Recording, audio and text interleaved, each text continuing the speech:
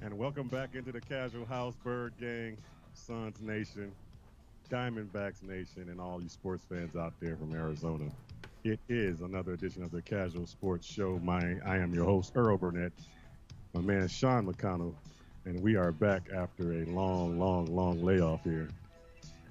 Uh, That wasn't a layoff, man. you want to follow us on our social media outlets. Of course, you know where to reach us at. We're on Facebook Live.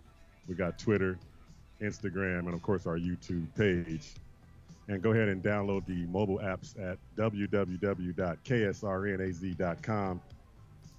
And also go to our website. If you haven't subscribed yet to the website, go ahead and subscribe to the website with the other 2,200 and so people that are subscribed to the website. You get the articles that could come directly to your email, and everything else with the show gets updated through the website. So that's also at www.ksrnaz.com.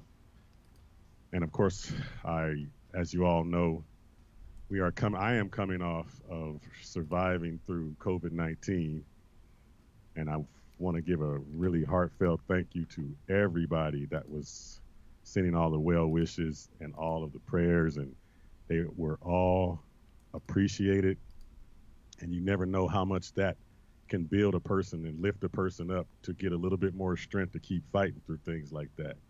So I want to just thank everybody for continuing to check in on us, and it was a rough ride. It was a really rough ride. I really thought, hey, this just might be the way I leave this earth, but it was that bad. You know, when you get to a hospital, you know, that kind of gives you an idea that this thing is bad. You know. But again, thank you everybody. I want to give a shout out to Kelly. I got her on my list here. To Kelly Donato. She's also right now in the middle of fighting through it. I think she's on day 8, I believe. And you know, all the information that's out there, they're telling you these certain amount of days where this might do this on that day. You might throw all that out the window, because this thing has got a mind of its own, and it works individually in every individual person differently. I had this thing almost 4 weeks, and I'm still feeling like the last little bit of, you know, lingering things that it destroyed while it was in you. You know, it goes in and does some things. It messes other things up. Like my sinuses right now are going crazy. I mean, like I already had bad sinus, you know, issues. Yeah. But now they're all up and down the walls right now. And it's like I'm trying to get that under control. But You get your smelling back yet? man, it's coming and going. I mean, one morning I woke up, I smell bacon.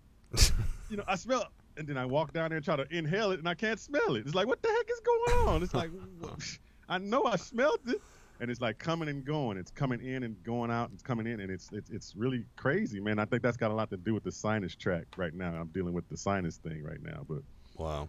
it goes in, man, and its intent is to take you out. That's 100%. Its intent is to take you out. And if you got underlying issues, and this is why the underlying issues are important, because it goes in and it starts to destroy or make worse whatever the underlying issues that you're dealing with, you know. So it's tough. It was tough, man. And I mean, and me, I'm that guy that's thorough when it comes to when this thing started. I mean, we were washing hands left and right. I mean, I was doing everything right, but it's just all it takes is one thing, one little thing that can get that thing in your household, and it's so hard because you have to depend on your fellow man to be responsible and to be doing what they're supposed to be doing. Yeah. Because certain circumstances put us in a situation where we had no control over. I mean, stepson's dad comes to pick him up. He picks him up. I mean, what are we going to tell him? No, you can't pick up your son? Right. So he picks him up, and we don't know where he's going. I mean, he didn't tell us what they would be doing, and I thought that would be wise for us to know is what would be going on. But, you know, I didn't get involved in all of that. But apparently they went to some family function. Kid came back. He entered into the house. And, you know, how are we supposed to know, you know? Yeah, that's the hard part, too, with the family functions, because it's your family. Yeah. And you don't want to just not have, like a kid's birthday or Father's Day or Mother's Day. It was a birthday for a child, and everybody, hey, we can't be locked up forever. Everybody's got that attitude. I'm tired of being locked up, but I'm telling you, man, it's totally different when this thing is in you, and then rather than you just talking to somebody else that you think may have it or had it, and you give your opinion about it. Your opinion will change if this thing enters into your body. It will change from I don't want to wear a mask and I shouldn't. It will change it because you don't know what this thing is going to do inside you. You have no clue, and that was the scariest part, is not knowing what was going to be happening. Yeah. There's no medicine that you can take to take it out. There's nothing you can do. All you have in your defense is the strength of your immune system. That is it. Yeah. And like I said, all the prayers and all the well wishes, that kind of gives you a little bit of fighting energy. So Kelly, if you're listening, and I know you are, keep that energy of the people that are that's that are behind you. That energy is a fighting energy. To me, it kind of helps. You pick up the phone and everybody's saying get well, praying for you, and it's like, hey, I got to battle through this. Yeah. And then of course my immediate family's there, and you get up and you fight, and all you can do is just keep getting up. And one thing I gotta say, for me, I'm a different breed. I think I'm wired different. Yeah, we all know that. Because when I got this thing, and when I get sick anyway, anytime I do get sick, I like to get up and do my regular routine. I like to keep going and keep going and keep going, unless there's just something that just totally knocks you out, which is what this was. You can't keep going. But then as it got to the end, kind of like I started to try to get up out my bed. Don't just let this thing rest in you. Get up and start moving around, get your energy flowing, get some juices flowing. I mean, I was going up and down stairs, huffing and puffing because I couldn't breathe. But now I'm a lot better at it. But the whole point is I just didn't want to lay there. I felt like if I was laying there, it was just taking me out. So I had to get up. And sometimes that might help. You never know. But you were feeling a little bit like this? I'll be back. You can do it! Yeah, buddy! Yeah, I guess so. I had to hit you with the triple take because it's been a while. Yeah, it's been a whole, month almost? But let's do what we normally do. So let's find out what's going on in what we can talk about in this world of sports. And of course, COVID-19 got a lot to do with that as well. What's going on? What's going on? Yeah, what's going on? What's going on? In the Kazual house. So sports is starting to make a comeback, and this is going to be interesting, man. All of the sports will be playing at the same time at some point. The major sports, baseball, football, and basketball are all going to be operating. I believe when we get to August, they're all going to be operating at the same time. And you throw the WNBA in there as well. All of them are going to be operating at the same time. That's going to be really interesting to me. We can talk about, of course, a lot of things has gone on since we've been out, but we're not going to backtrack everything because we can't backdate the entire show. We can do a little bit of dabbling here and there, especially on things that we predicted. Like, really? But let's start off with this Washington Redskins thing, agreeing to change the name. I mean, not only the name, of course, but the logo as well. Yeah, I want to know your take on this because we didn't get to do this as it was happening. Yeah. Shouldn't there be like a time frame for these things to be done? Because remember back in 2013 or so, this came up. Yeah, this has been a thing for quite a while. A long time. So what all of a sudden got it to go over the hump is just the where we are in the world today. Collective, large buy-in, public pressure. I'm leaning more toward, that's got something to do with it, but it's more so still always about the dollar bill. Oh, yeah. In my opinion, because when those sponsors tell you, we're not going to sponsor you anymore if you got that name. Now you're talking about, we're going to lose a lot of money. Yeah. No one's going to sponsor that team. It's amazing to me how fast it can be changed. Mm-hmm. I thought things like this had a process. You have to put in, so to speak, put in like an application, and everybody has to vote on it, and all these things have to be done. I thought it was a time frame. I mean, there's trademarks on names that have contracts contractual situations. I mean, there's a lot of things that have to be, let's say, like the rules bent for this thing to just get bam all of a sudden in the middle of a season just going to start. You can change your name. I mean, how is that possible? Shouldn't it be something that you're doing now to change for next year's season? But they want it done pronto, immediately. It's obvious that there's one thing that motivates the NFL more than anything, and that is, like you said, the dollar bill.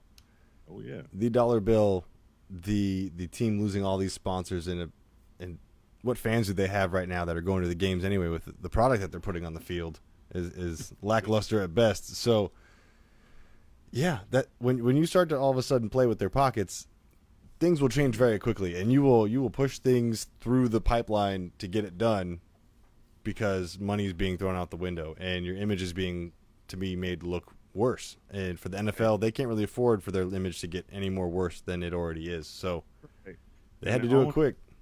Owner changed his mind quick. I mean, and back, 2013, he was like, I'm never changing this name. He said it. He did say that.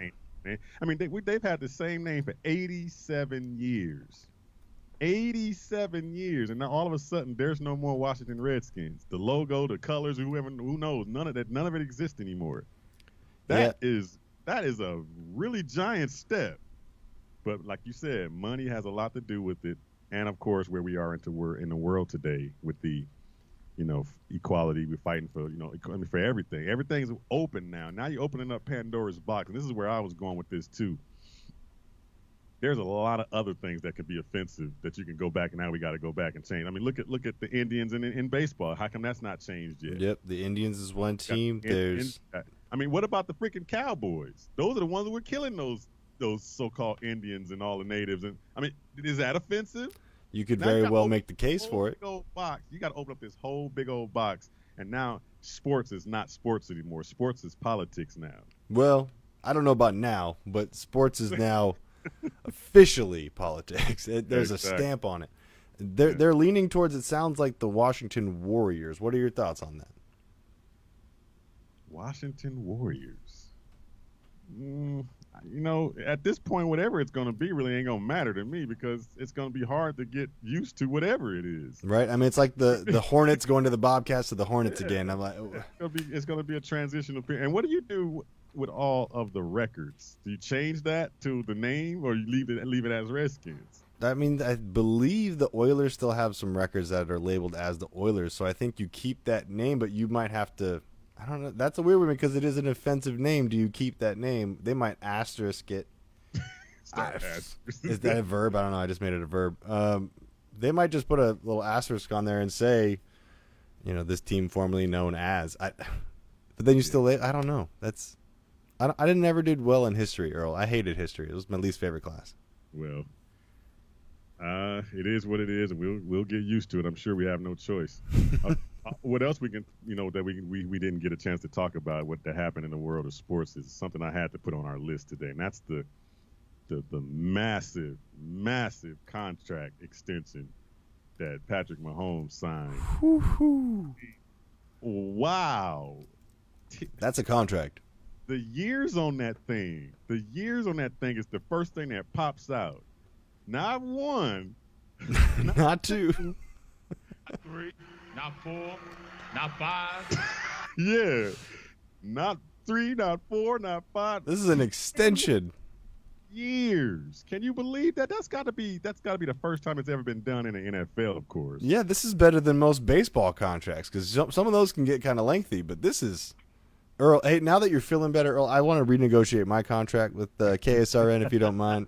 I'd like to get down on that 20-year contract if you don't mind. Three, not four, not five. Nope, it ain't even 3, 4, or 5, LeBron. It is 10 freaking years. I mean, when you think about sports now, he's set, of course, because look at where we are in the pandemic right now. We don't know contracts going to be salaries are going to be up or down, or is the TV? Is the fans going to be able to get back in the stadium next? It's going to be a lot of still lost money, and this guy is set. Yeah. What's going on in that dang salary cap or salary issues at the time?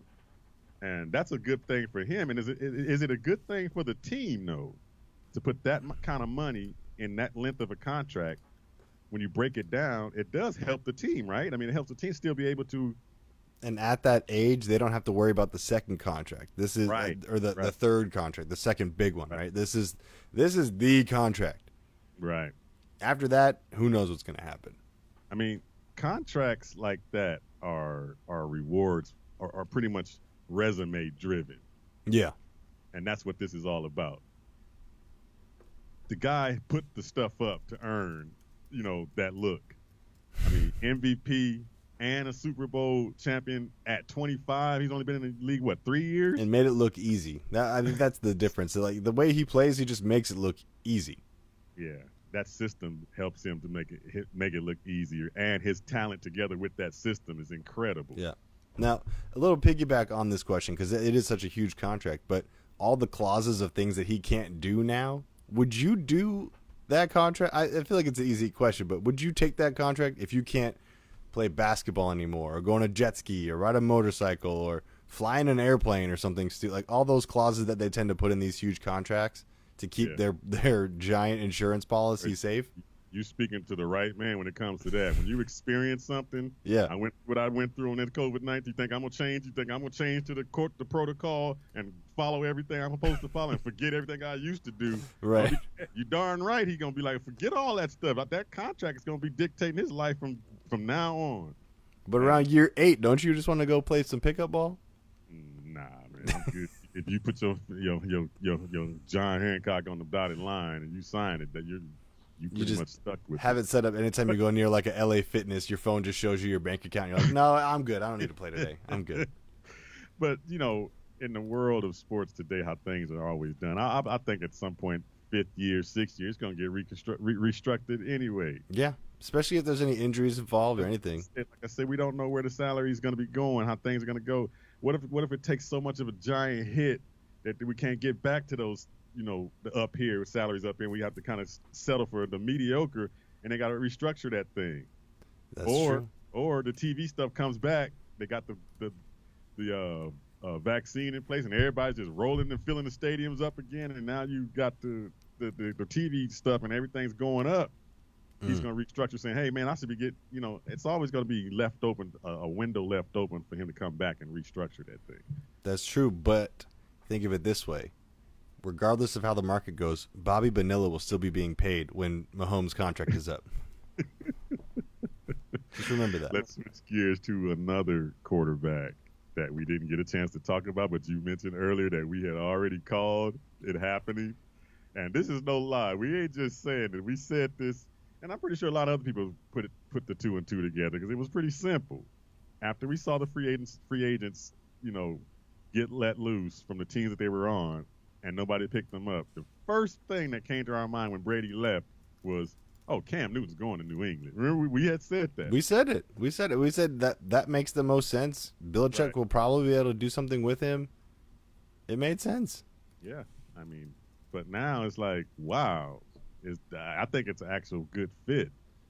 You were talking earlier when we were off air. You were talking about him going in there and having a competition with Stidham. They said they were going to keep it a competition. I don't know if they've officially changed that yet, but that seems very Patriot-like. That like 3 minutes before kickoff, we're still not sure who the starting quarterback is, and then Cam rolls out for the next 16 weeks.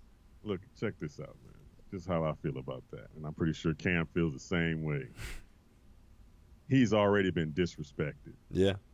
He's been disrespected enough right now when free agency opened up and nobody jumped to go get him, first of all. Second of all, you disrespect him with that contract you gave him and made him and had him sign to come to your team with that $7 million. That very low ball contract you had to go ahead and accept. And then you want to bring him in, talking about he's going to challenge to a guy that ain't never played a down on the field with his resume?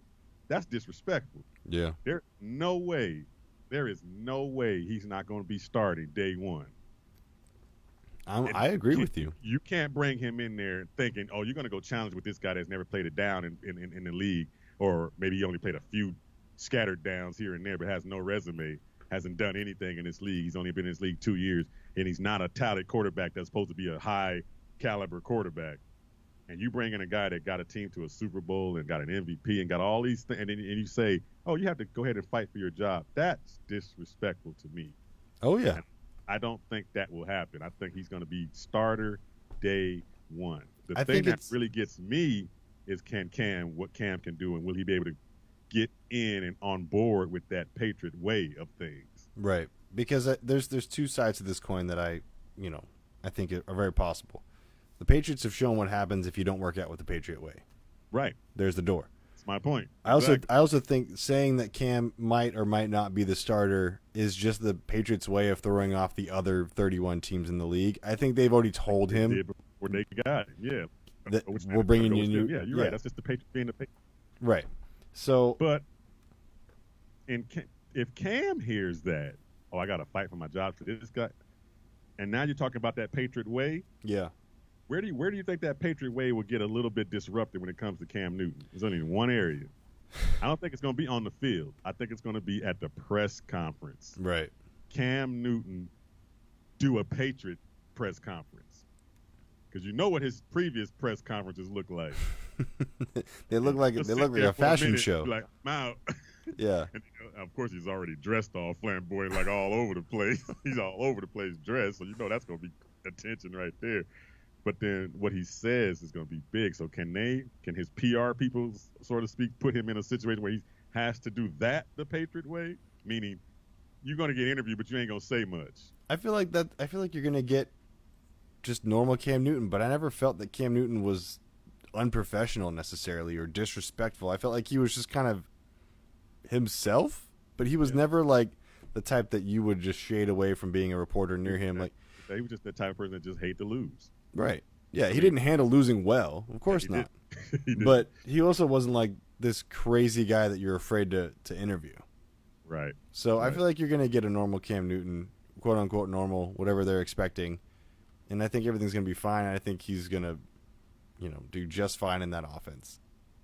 Okay. Well, with that being said, we're going to take a quick break here and get back and get our Cardinal talk going, Suns talk going. They're in the bubble already right now. DeAndre Ayton has came out and said some things about what he's going to be doing. We're going to talk about those things when we get back. You're listening to the Kazual Sportz Show right here on KSRN, AZ.com. Stick around, Bird Gang, Suns Nation. We will be right back. Yeah.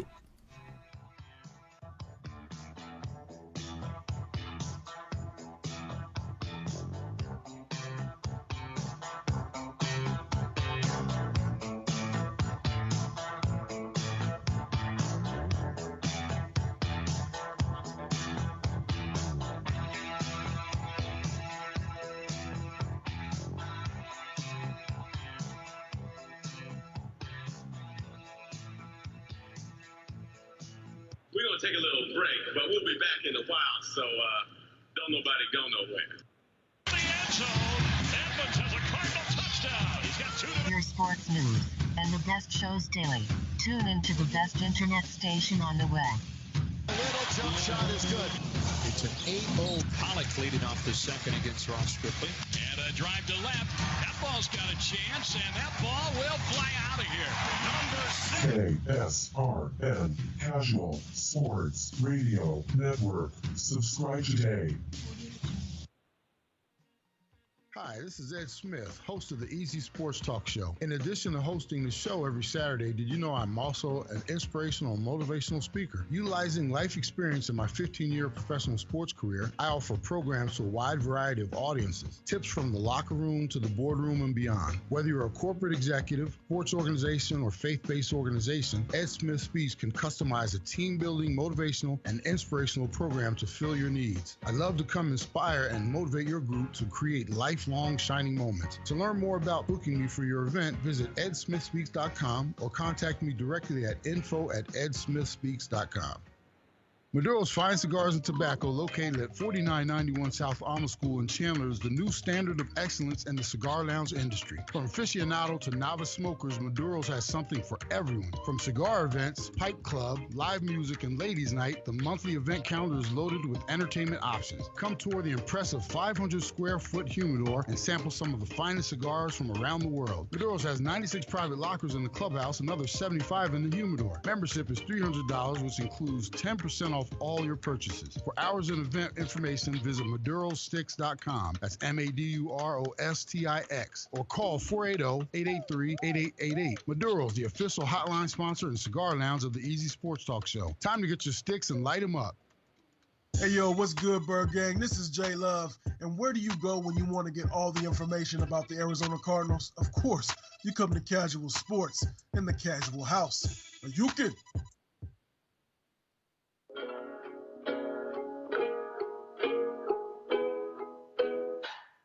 This is Cliff Kingsbury, and you're listening to the second best sounding voice in the Valley, Casual E, on the Kazual Sportz Show here on KSRN, Arizona. Welcome back into the Casual House. Oh man, we were talking about earlier about that name change thing. I kind of got to thinking. Uh-oh. I ran into an article over the course of being out, and read an article that somebody said that our logo, the Cardinals' name and logo, is the weakest in the NFL.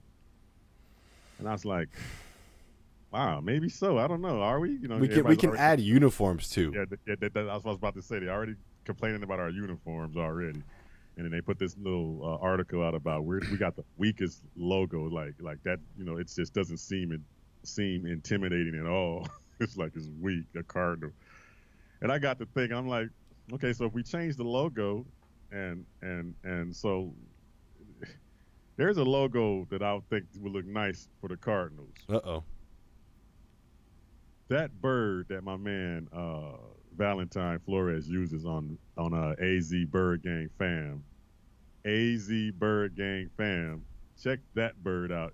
Imagine that bird. A little bit more like, of course, you know, they'll define it a little bit more, but that on the helmet and how mean that thing looks. That would be freaking awesome on a Cardinal helmet. Yeah. I'm down with that. That would even bring in a little bit more yellow. Valentine them paid to get that logo, Cardinals. Y'all need to change that logo up a little bit. But really, to me, it really don't matter. But if you were going to change it and you want to open it up to conversation, that would be one heck of a logo to put up. But I'm down with that.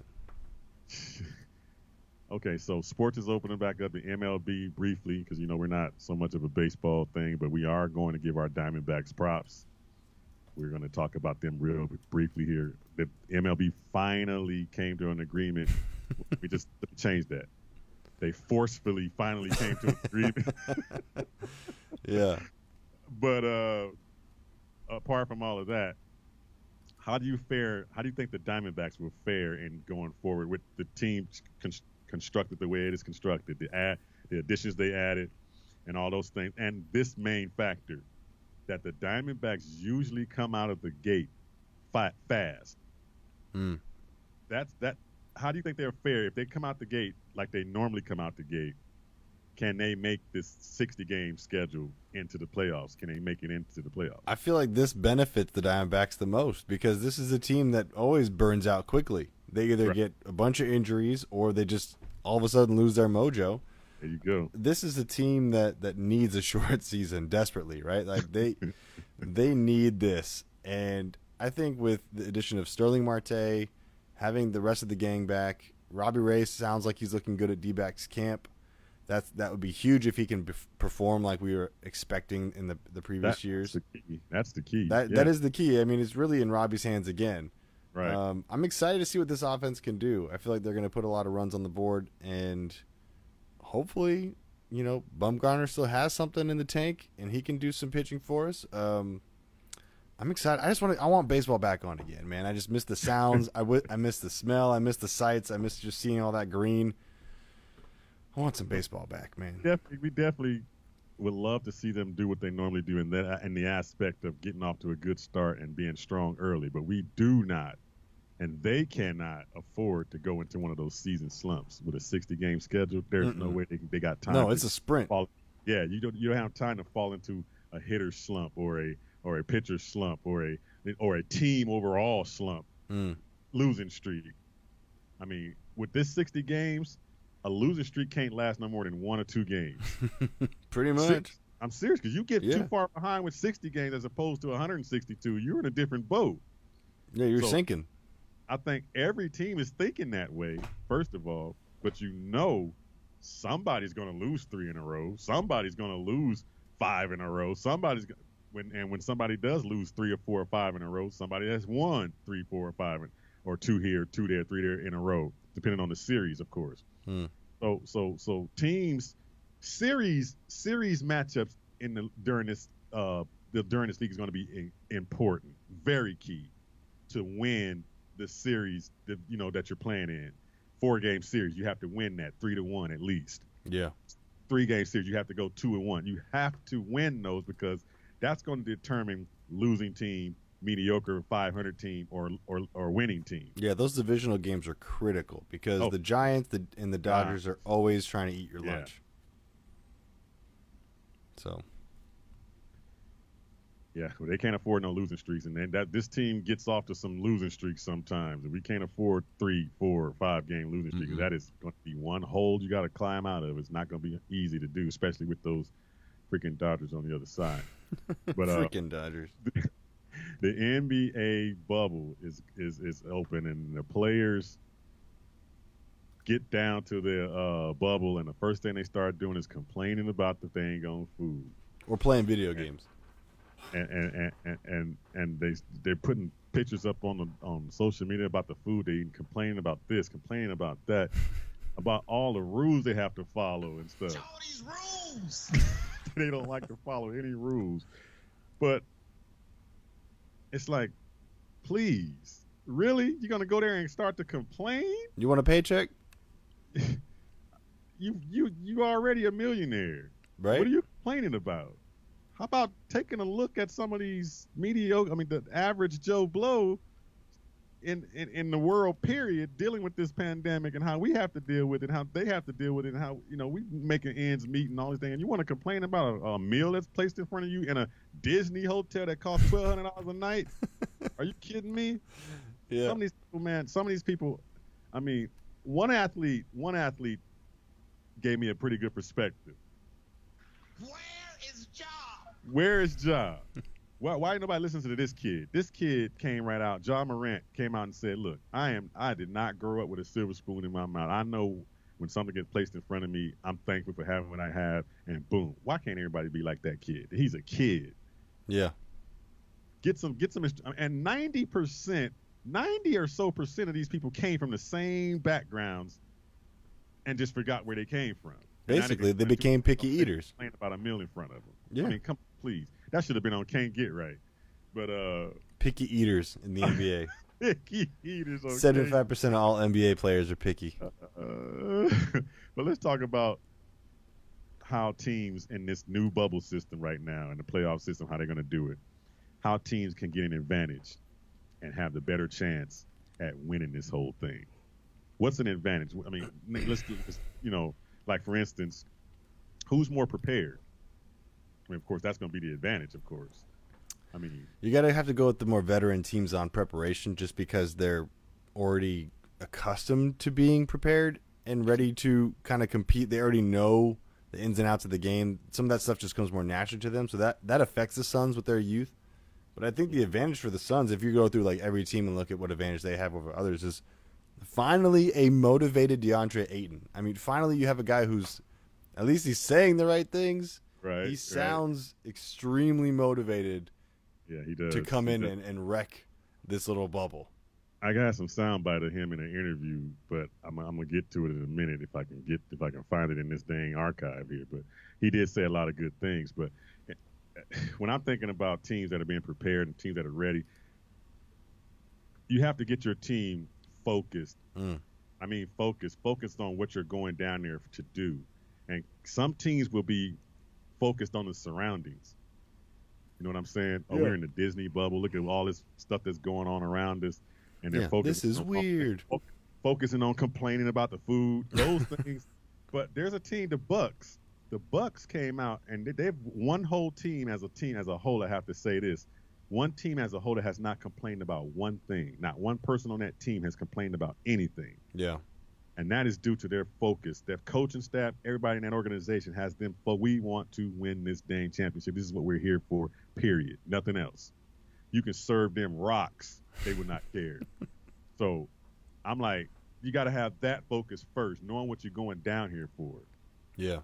And then also you got nagging, and I mean, coming into this short season like this, who's going to be able to control the nagging injuries, the acute injuries like the hamstrings, the pulled groins, the muscle spasm? Who's going to be able to have depth on their depth chart enough to hold it down for those little acute injuries that last 2 weeks, 3 weeks here and there to get a guy back? Yeah, because that stuff's going to pop up without that conditioning being there. Coming. You know it's coming. Yeah. You know it's coming, especially with this. They haven't been in their routine workouts. No, and there's no sitting out now and doing load management. It's play through a rolled ankle. You better play through it. You got to play through a lot of that acute stuff too. That's a good point. Yeah. Who's going to be able to play through the little small nagging injuries? Yeah. I mean, everything's got upped. The antes are upped, so you better play with everything because you want a shot, especially for the Suns, where you basically have to win out to make that official playoff, right? You basically have to win out. You better play through everything. I don't want to hear anyone sitting out. Right. Unless it's serious. I mean, play through another it. advantage to some teams, and I don't know, maybe the Suns might fall into this category, is getting back injured players that were injured, but when the thing stopped. Right. They were not on the team. Now, I don't know if I can put the Suns in that because Kelly was playing and just got injured maybe like a week, maybe so before it all went down, or 2 weeks before it went down. But it was a big injury. But he was still actually with that team, and we still were where we were. So getting him back now, it's not like you're adding anything. He's already been there before. We know what that product looks like. Yeah. I'm talking about maybe a guy, and it's talk around the town that Kevin Durant might come back. That would be key. Right. That's the key. That took place, but I doubt it happens. Trust me, I doubt it happens. But I'm just saying, if you got a key injury that he was out the whole season, got this time to get strengthened up, and then now you got the Nets coming in with a Kevin Durant that got added that nobody played against this year with that guy on that team. That can be a big, big difference in what's going on in this playoff thing. So, I mean, there's a lot of, I don't know, maybe the Suns are in that category because they haven't played together as a unit all season. So maybe just everybody healthy is enough to say they can go in and be something different and probably challenge a little bit better. Yeah. But being in shape and being ready, the first team that gels together is going to be key, of course. Whoever gels together with their bench, having depth on the bench, whatever team that can gel together and get rolling the fastest is going to be the one that come out the gate to probably have an advantage. I feel like the Bucks are the team to beat with this whole bubble because, like you said, they're quiet in this scenario is scary. Yeah. If you don't hear anything out of it, I mean, they even had to shut the whole training facility down because there was an outbreak there. So, they're just quiet. Another quiet team, the Raptors. Raptors and Clippers are two quiet teams that when I look at the Clippers dealing with playing George and Kawhi separate times because one of them always dealing with some nagging injury. Now they're healthy, and that team's going full blast, going full strength, going full blast. And that's going to be a team to be reckoned with. We can finally see what everyone was thinking about this whole pairing. Right. That's what you were trying to do. Yeah, okay, I think that's a good idea. So it's going to be pretty interesting to see that. When it comes down to all this being prepared and all these things, what it's really going to come down to? It's going to come down to matchups.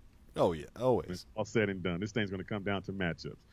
Who's going to be matched up with who matches up better, who has the better bench play, who has the better whatever, rotations, whatever it is, the matchups are going to be the key. Yeah. Let's talk about one thing that's going to affect some of that too, and that is having no fans in the stands. That's going to play a big role in this whole thing. It may not, everybody might think that it doesn't, but it does. I mean, first, there's no home court advantage. Right.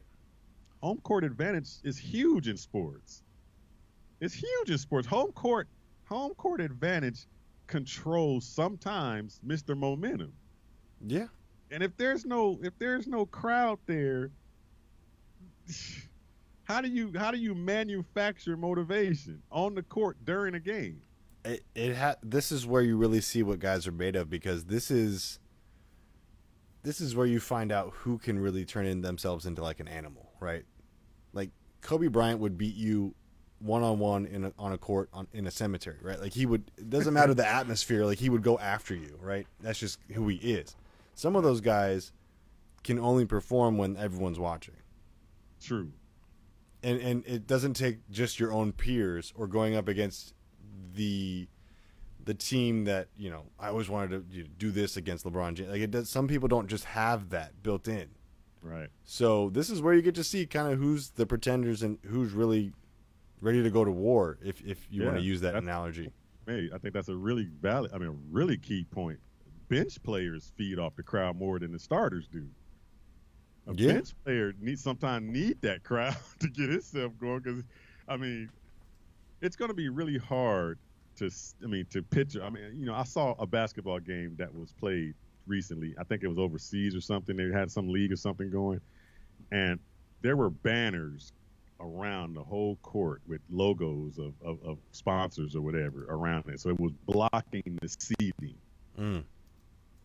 So the camera wouldn't pick up empty seats. So it's blocking all them. So are we going to have something like that where we got this NBA logo, the season of Disney logo, or whatever, where we're playing in the background, and no camera will flash to empty seats?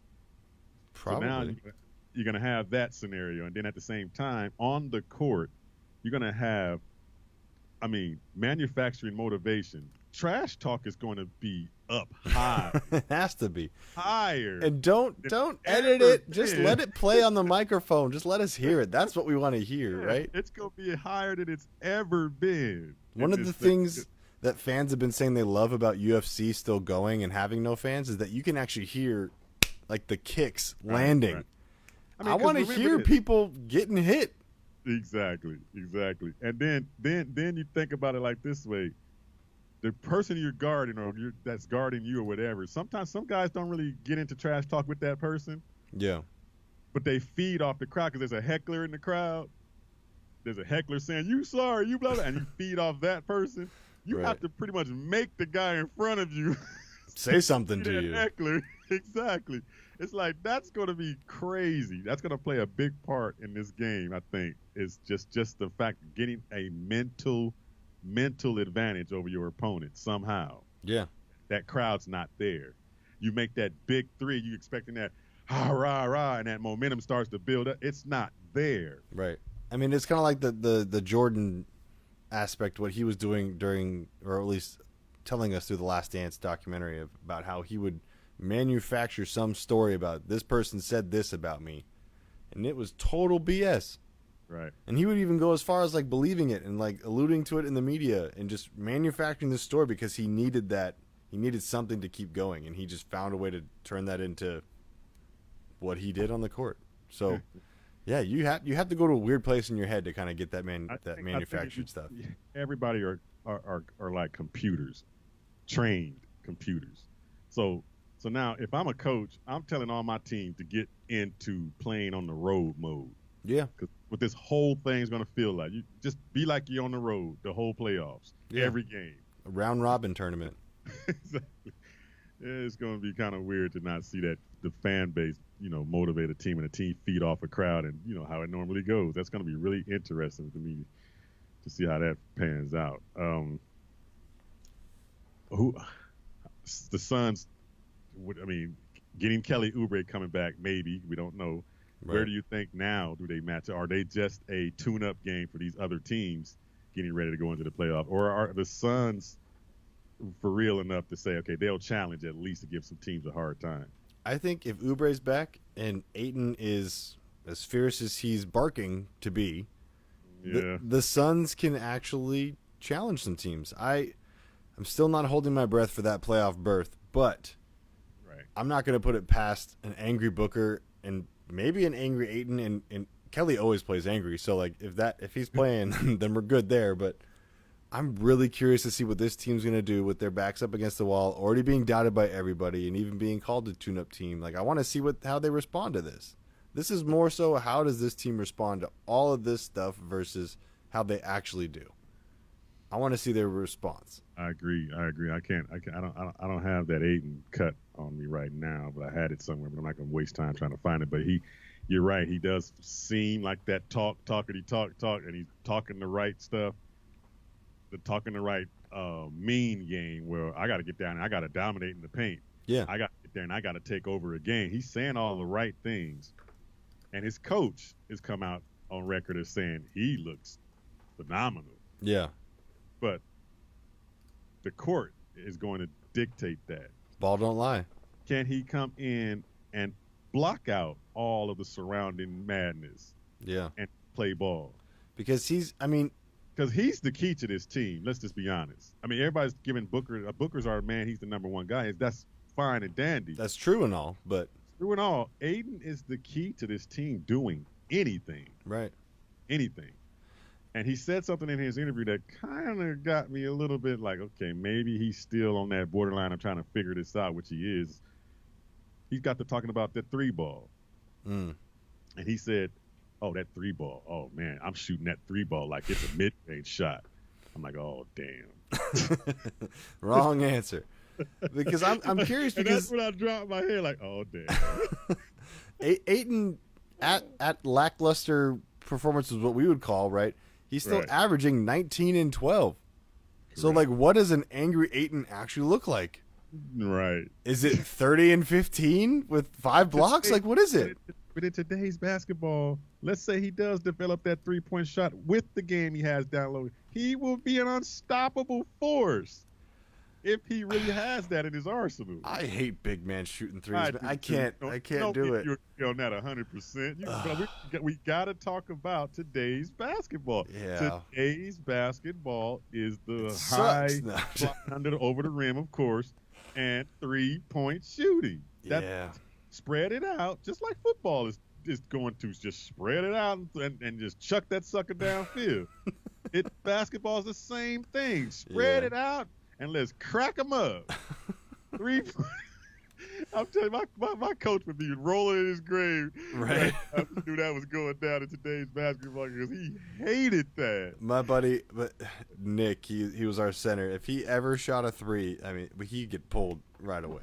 The second, sit down. You shooting them dang lunchtime 3s. Sit down. Yeah. Let's switch over to the Cardinals real quick here because our last segment, Cardinal talk here. How do you feel us? I mean, there's a lot of talk about where we positioning in the NFC West, where we position in anything that's going on in the rankings in the NFL. The NFC West, realistically, where does the Cardinals stack up in the NFC West right now? This has to be the year the Seahawks fall, right? This has to be the year. You would think. It has to be. So with that, and me calling the Niners fake, like they're not going to do what they did last year. Right. And I don't believe in the Rams. Okay. This isn't me saying the Cardinals are going to be number 1 because I'm not that lit to do that. No. I think that the Cardinals have a fair shot at second place in the NFC West. Whether it's San Fran being number 1 or Seattle being number 1, one of those two are going to drop to 3. And the Rams are going to be at the bottom. I think the Cardinals have a legitimate shot at number 2. They're still getting overlooked. True. There's praise obviously for the Hopkins deal, but they're still getting overlooked in other areas. That defense is going to be, I think, radically different with Simmons in there, which is basically your Swiss Army knife of guys who can tackle. So I really like their chances. I really do. I think that Kingsbury, he's settled in now. He knows what works for this team. Kyler knows what works for this team. They're already sneaking around and getting little training sessions in when they're not supposed to. So I'm good with that. Yeah. Larry's Larry. I mean, I'm okay with. I think second place. I feel confident in that. Second in the NFC West. I'm good with that too. Everything you just said, but offensively, yes, I'm saying they've done it last year and they got it. I think offensively they will be a lot better and more dangerous. Of course, adding DeAndre Hopkins. Defensively, I'm still thinking it's a new thing. I'm still thinking it's a new thing going, and it has to get some time to develop and some time. Alfred getting us back. All these guys are finally have to gel together at some point. It's going to be a struggle. I think that's going to be a struggle early on. But look at these key additions here, right? So like there's a opponent's preview. The Giants put this out of like the Cardinals additions, right? Obviously Hopkins went number 1 of like the most important addition. Then you've got the next 4 additions. 5 out of 6. Here we go. You got Devondre Campbell, Devon Kennard, Jordan Phillips, Isaiah Simmons, and Lecky Fotu. What do all those players have in common? They all coming in having to learn the system. They all play defense. You got new pieces playing defense. Coming in having to learn a new system in that first year, and that's what I'm pointing towards is too many guys having to learn it, and it's going to take time. Well, we got 3 of those guys are linebackers, and all they need to know is if you see a guy that's wearing tight end number, you go get that guy and you knock him down. That's all they need to know. Make it as simple as possible. That's Please. correct. Right. Please. So Isaiah, if you see a tight end, that's your guy. Period. Trip him, knock him. I don't care what you got to do. Don't let him catch the ball. But see, realistically, you know how it goes. Football is just one of those. Here we are today, like I said earlier about COVID-19. I keep going back to that. We need everybody to do the same thing and the right thing for this thing to get controlled. Football is just like that. You need everybody doing their job at the same time the right way for it to be successful. When you got 5 or 6 or 7 guys learning something, they're going to be 2 steps behind. Yeah. It's going to take them time to learn it. But when they do learn it, that could be week 8, that could be week 10. When they finally gel, then you talk about next year's team looking like, man, okay, now I can say they'll be first place in this NFC West. This also is the year that we figure out whether or not Vance Joseph has too complicated of a defense. Exactly. And that's what that points back to. Is it too complex to pick up really quick? Yeah. Is it can he basic, trim it down to just basics where people can get it on a basic level? I don't know. But but here's another thing about that division. Somehow both those teams, 49ers and Rams, find a way. I mean, not Rams, 49ers and Seahawks find a way to one up us every time. Yeah. That Trent signing for the 49ers on their offensive line, signing that guy, they one upped us. There's talk that Seattle might be signing AB. He was working out with Russell Wilson. He was working out with Russell Wilson over the so-called last few days, or not just recently, but the last couple of weeks ago. So let's say, and he's settled with the Patriots already, so he's free from that. Right. So now let's say the Seattle Seahawks do sign AB. Now you're talking about, man, they just one-upped us on the receiver thing now. Did they though? If this dude is right, trust me, yes, they have. If he's right. And there's a lot of talk. He talked to Deion Sanders, which is supposed to be the man of all sports that everybody speaks to get their career straight and get their life straight. And he's pretty much the black god of all whatever. It's crazy to me. But anyway, he so-called talked to Deion, which is a PR move, to try to get him to look like he's finally got it now. Okay, so let's say he does get it. That's going to be one heck of a thing to be dealing with, that receiving core. AB and that beast they got down there as the rookie that's going to be in his second year down there. What the kid's name? DK Metcalf. DK freaking Hawk Metcalf. And then, of course, they'll add a few more other pieces and then tie it in and all. But they will be a formidable team to have to be dealing with again. Right now, this is their depth chart for their offensive weapons. They got Chris Carson at running back, Tyler Lockett, DK Metcalf, Philip Dorsett, Greg Olsen. So if they add AB, you would probably put Dorsett down the line, and you'd have Metcalf, Lockett, and AB. I would still take Kirk, Fitz, and Hopkins. I'm still taking that receiving core. Since we're on that right now, where does they stack up receiving core-wise, Cardinals, right now? Who has the best receiving core Cardinals. in the division? You think it's the Cardinals by far, right? You've got Larry Fitzgerald, and you've got his clone. You have his clone, and then you have Kirk, and then you could go down the line and say Butler and Isabella, one of them's going to break out. So your 4 is like, sky's the limit. Yeah, I think we do have the receiving core in the West. But if Seattle adds AB, they'll be pretty much right there even with us. I don't think so. I think they're a solid 2. I'll give them solid second place. You're talking about the cohesiveness that Russell Wilson has with Tyler Lockett right now. Hey, Kyler is working on it right now with Hopkins. And you have DK going to be in his second year, going to be dominating on the outside. And then you add an AB to that core. That's dangerous, man. I'm not saying it's not dangerous. And but then now I have to flip back to the Cardinals. Larry Fitzgerald is key here too. Yeah. Are we getting the Larry Fitzgerald of when? Are we getting? I mean, he's probably on his last legs right now. Is he formidable right now to be named as a best? To be the best in the league right now still? You don't need him to be the best in the league right now, though. You Okay, need Larry on 3rd and 3. Right. When you need that points jolt. That points back to will Christian Kirk and the other guys pick this thing up and take that next step? Because if Kirk can look like a Tyler Lockett, now you're talking, oh, man, look out. Exactly. But can he take that next step? Can Isabella be that deep guy? Can he actually catch with his hands? Yeah, and I think the even bigger question, because Isabella, obviously, we saw some things we didn't like last year, and I think he's going to have to make up for that. It's kind of a we'll wait and see on him, but Butler is the bigger question. Yeah. Because we saw him in camping and went, holy crap, look at this guy. And then he got hurt. They have our Cardinal receiving core right now ranked 11 out of all the whole league. No.